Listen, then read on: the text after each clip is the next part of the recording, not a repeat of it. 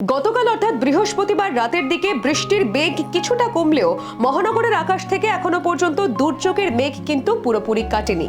শুক্রবার সকাল থেকে রোদ ঝলমলে আকাশ থাকলেও আবহাওয়া দপ্তরের পূর্বাভাস বেলা বাড়ার সঙ্গে সঙ্গে ফের মেঘ জমবে আকাশে। কলকাতার কপালে আজও রয়েছে বজ্রবিদ্যুৎ সহ হালকা থেকে মাঝারি বৃষ্টিপাত।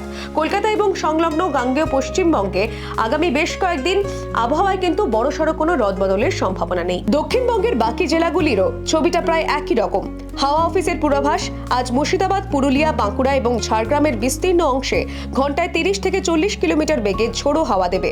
সেই সঙ্গে বজ্রপাত ও মাঝারি বৃষ্টির দাপট দেখা যেতে পারে। অন্যদিকে মালদা এবং উত্তর ও দক্ষিণ দিনাজপুরের কিছু অংশে ঝড়ের দাপট আরও বেশি থাকবে।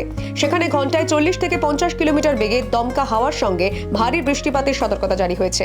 উত্তরবঙ্গের পাহাড় এবং ডুয়ার্সের জেলাগুলিতেও গত এক সপ্তাহ ধরে চলা লাগাতার বর্ষণ থামা তো দূর, আজ তা আরও বাড়ার ইঙ্গিত মিলেছে।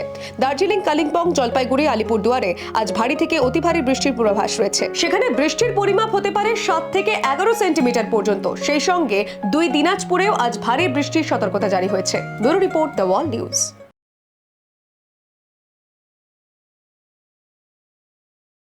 ফলো করুন theworld.in।